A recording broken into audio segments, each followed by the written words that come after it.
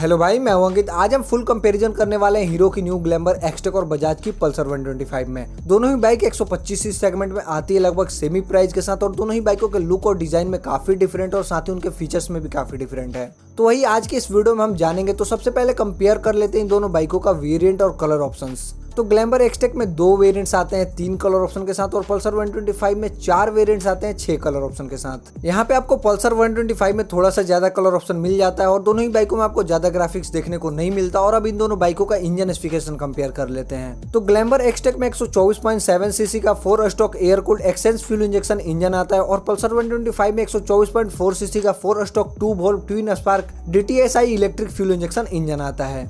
दोनों ही bikes 5 speed manual gear box के साथ आती है और दोनों ही बाइकों में किक स्टार्ट और सेल्फ स्टार्ट दोनों मिल जाता है। और यहाँ पे आपको पल्सर 125 में इलेक्ट्रिक फ्यूल इंजेक्शन इंजन मिल जाता है जिससे आपको फ्यूल ऑन ऑफ करने का सिस्टम मिल जाता है। लेकिन ग्लैमर एक्सटेक में फ्यूल इंजेक्शन इंजन आता है, इसकी वजह से आप फ्यूल ऑन ऑफ करने का ऑप्शन नहीं मिलता। और अब इन दोनों बाइकों का पावर फिगर कंपेयर कर लेते हैं। तो ग्लैमर एक्सटेक का engine maximum power 10.7 bhp 7500 RPM पे और मैक्सिमम टॉर्क 10.6 Nm 6000 RPM पे जनरेट करता है। वहीं पल्सर 125 का engine maximum power 11.64 bhp 8500 RPM पे और मैक्सिमम टॉर्क 10.8 Nm 6000 RPM पे जनरेट करता है। यहाँ पे पावर और टॉर्क के मामले में पल्सर 125 आगे हो जाती है ग्लैमर एक्सटेक से। और अब इन दोनों बाइकों का फ्यूल एफिशिएंसी कंपेयर कर लेते हैं। तो ग्लैमर एक्सटेक में आपको 10 लीटर का फ्यूल टैंक मिलता है और पल्सर 125 में आपको 11.5 लीटर का फ्यूल टैंक मिलता है। ग्लैमर एक्सटेक में आपको रिजर्व का ऑप्शन नहीं मिलता, लेकिन पल्सर 125 में आपको रिजर्व का ऑप्शन मिल जाता है इलेक्ट्रिक फ्यूल इंजेक्शन की वजह से। राइडिंग रेंज ग्लैमर एक्सटेक का 550 किलोमीटर और 575 किलोमीटर पल्सर 125 का राइडिंग रेंज है। माइलेज की बात करें तो ग्लैमर की कंपनी 60 kmpl तक अप्रोक्स माइलेज क्लेम करती है, वहीं पल्सर 125 की माइलेज 55 kmpl तक कंपनी क्लेम करती है। मगर आपको रियल लाइफ में दोनों ही बाइकें 50+ तक आराम से माइलेज दे देगी। टॉप स्पीड ग्लैमर एक्सटेक का 100 kmph तक कंपनी क्लेम करती है और पल्सर 125 का टॉप स्पीड 105 kmph तक कंपनी क्लेम करती है।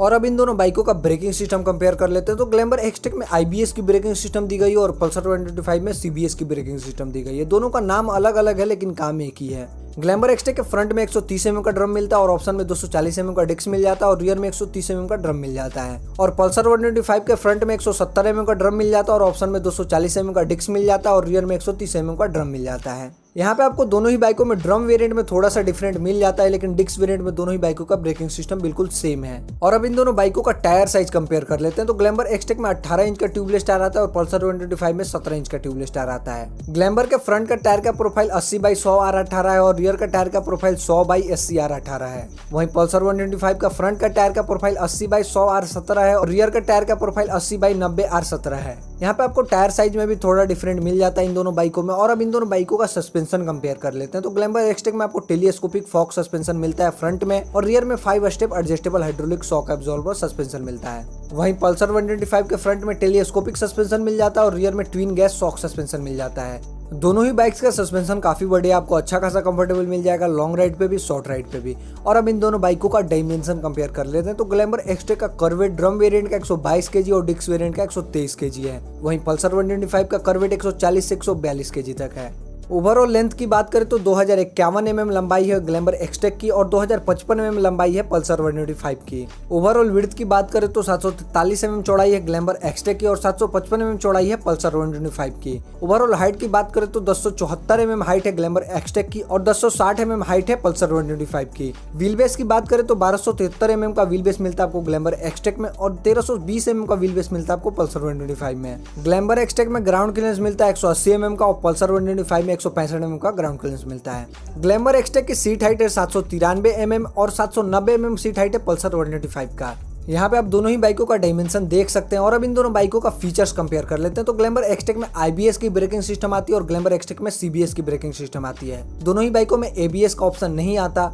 ग्लैमर एक्सटेक में आपको फुल्ली LED हेडलैम्प मिल जाता है, LED DRL भी मिल जाता है और पल्सर 125 में आपको हाइलोजन हेडलैम्प मिलता है और DRL की जगह आपको हाइलोजन पायलट लैम्प मिलता है। और दोनों ही बाइक्स में LED टेल लाइट दिया गया और इंडिकेटर हाइलोजन दिया गया है। और ग्लैमर एक्सटेक में फुल्ली डिजिटल मीटर कंसोल दिया गया है जिसमें कि speedometer, odometer, tachometer, trip meter, gear position, fuel gauge, real time mileage, bluetooth connectivity और turn by turn navigation system दिया गया है और ऊपर में आपको कुछ इंडिकेटर लाइट्स मिल जाता है। वहीं पल्सर 125 में सेमी डिजिटल मीटर कंसोल दिया गया है जिसमें कि speedometer, odometer, tachometer, trip metre, fuel gauge, time और नीचे में कुछ इंडिकेटर्स दिए गए हैं। यहाँ पे आपको पल्सर 125 में ब्लूटूथ कनेक्टिविटी नहीं मिलता, turn by turn navigation system नहीं मिलता और रियल टाइम माइलेज नहीं मिलता। और ग्लैमर एक्सटेक में मस्कुलर फ्यूल टैंक दिया गया है जिसपे कि 3 3D क्रोम में बैजिंग दी गई है ग्लैमर की और थोड़ा बहुत ग्राफिक्स दिया गया है। वहीं पल्सर 125 में मस्कुलर के साथ स्पोर्टियर भी दिखने वाला फ्यूल टैंक दिया गया है जिसपे कि 3D बैजिंग दिया गया है पल्सर की, वो भी बॉडी कलर्ड में। और ग्लैमर एक्सटेक में i3S टेक्नोलॉजी दी गई है लेकिन पल्सर में इंजन किल स्विच दिया गया है।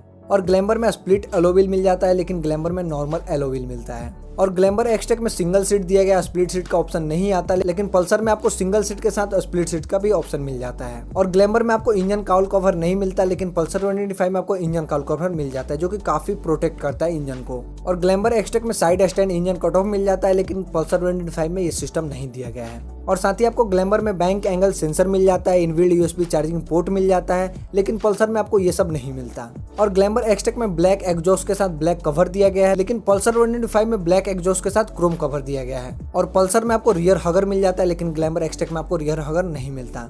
तो ये थी इन दोनों बाइकों के फीचर्स में डिफरेंट। और अब इन दोनों बाइकों का प्राइस कंपेयर कर लेते हैं। तो ग्लैमर एक्सटेक का डेली एक शोरूम प्राइस ड्रम वेरिएंट का 78,900 रुपए है और डिक्स वेरिएंट का 83,500 रुपए है।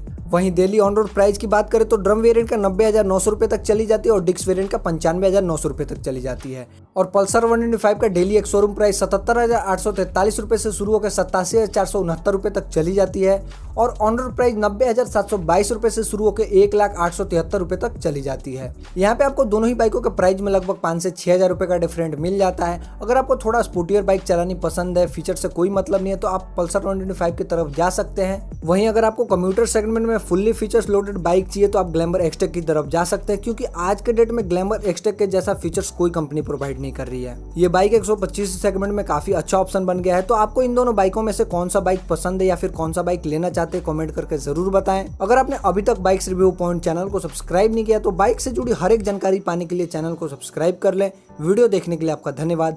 Thank you so much.